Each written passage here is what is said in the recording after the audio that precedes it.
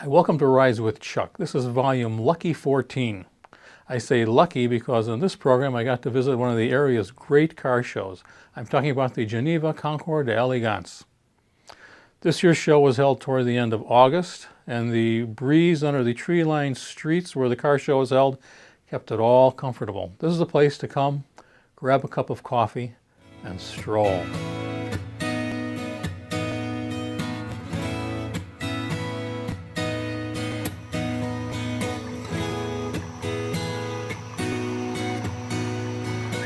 I like to get to the show early.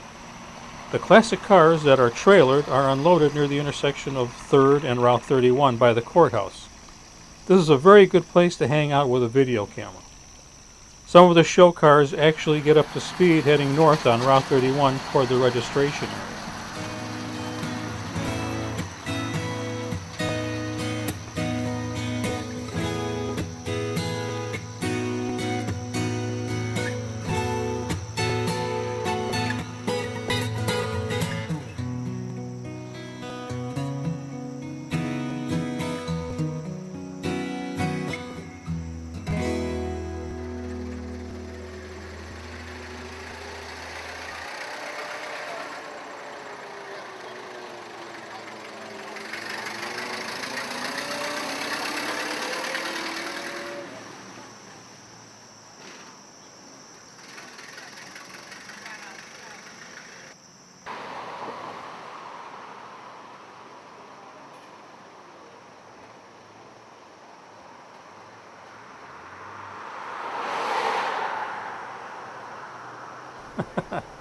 Yes, even the classic cars sometimes have to stop at the mini mart for gasoline. Don't go that way, no. Yeah, you can. Yeah, you're okay, you're okay.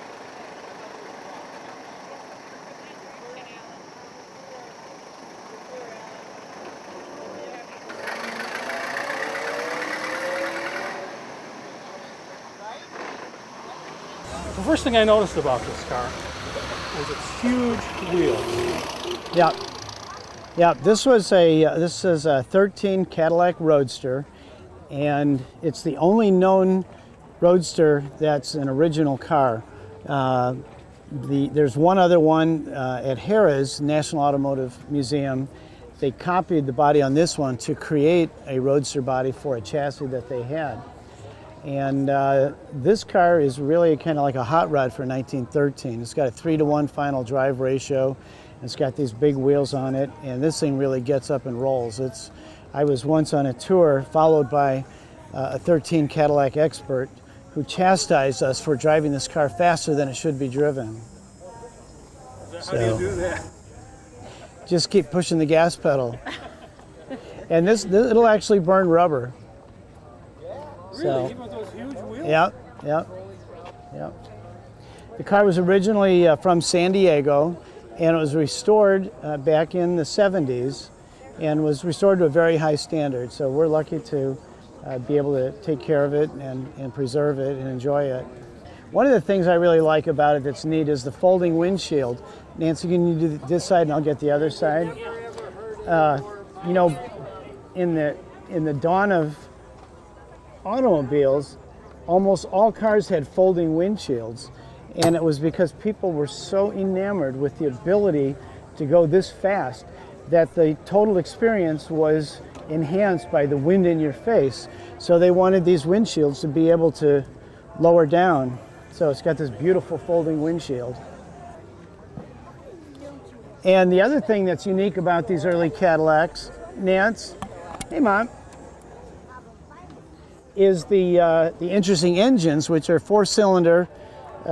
This is a Model 30, and the engines are copper jacketed cylinders. So the use of copper for the cooling properties that it had enhanced the abilities of the engines to cool down.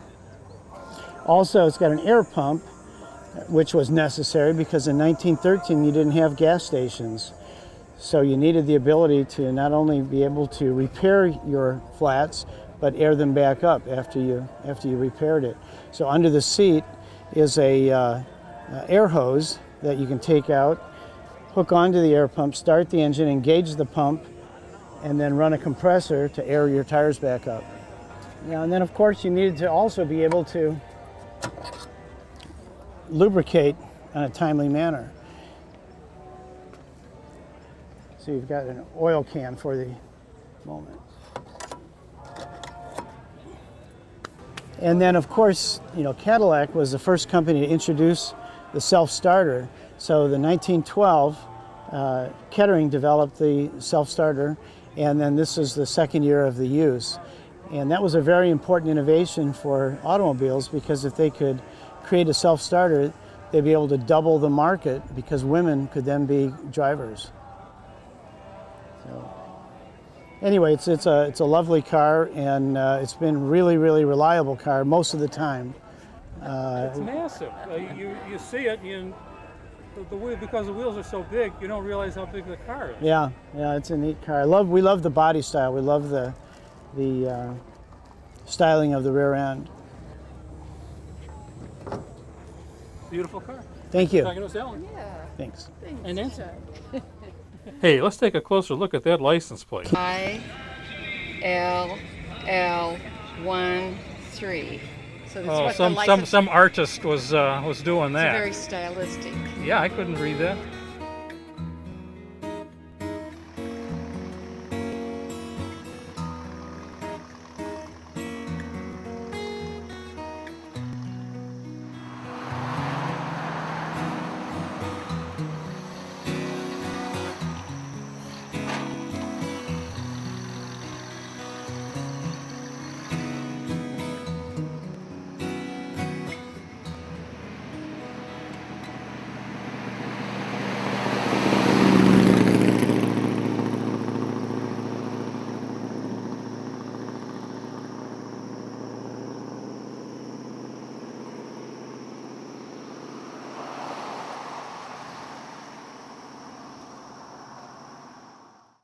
Curtis was a chassis builder. This is a Curtis M chassis.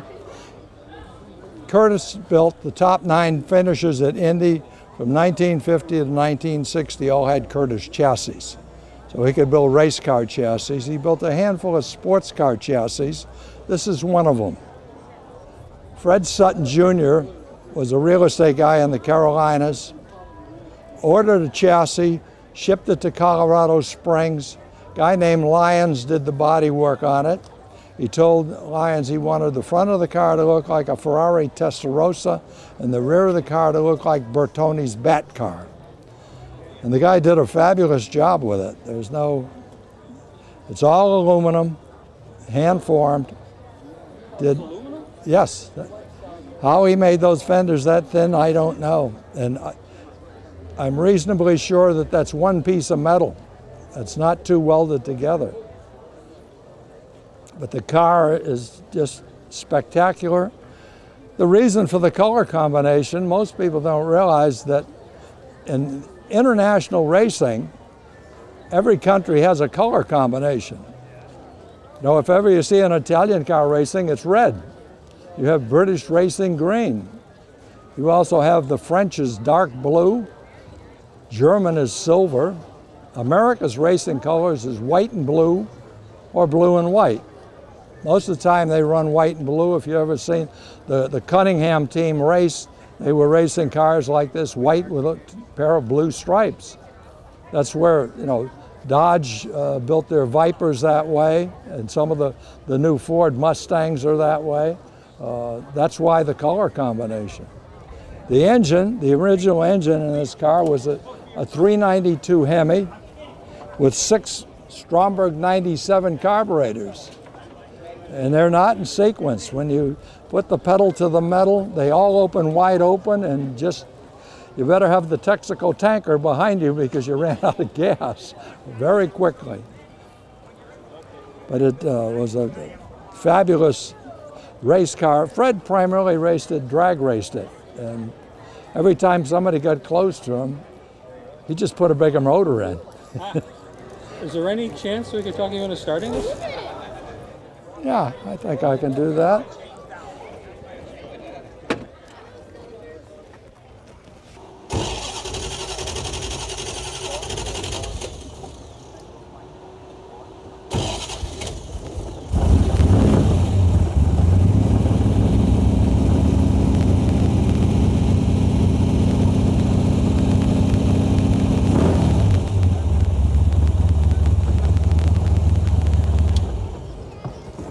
for letting me do a stop. You're most welcome. That's the hardest part about this car is getting in it and getting out. I think I can summon the strength. Is there anything you want to add to that? No, it's just a great car. A lot of great show here. Fantastic. Great show. You know, for being not that far from home, I'm only 150 miles from here. Most of the shows I go to are closer to 1,100 miles, or when I take them to California, they go 2,000 miles. This is a fantastic show. Oh, You don't know what and you're it's gonna a find when you beautiful, get here. beautiful show. Beautiful show. And the shade is nice. Yes. Two things I like to have: shade, a place to park my cold Mountain Dew. Oh, me too. It's a nice show because there's something for the wives to do in all these nice shops. Yeah, that's my wife.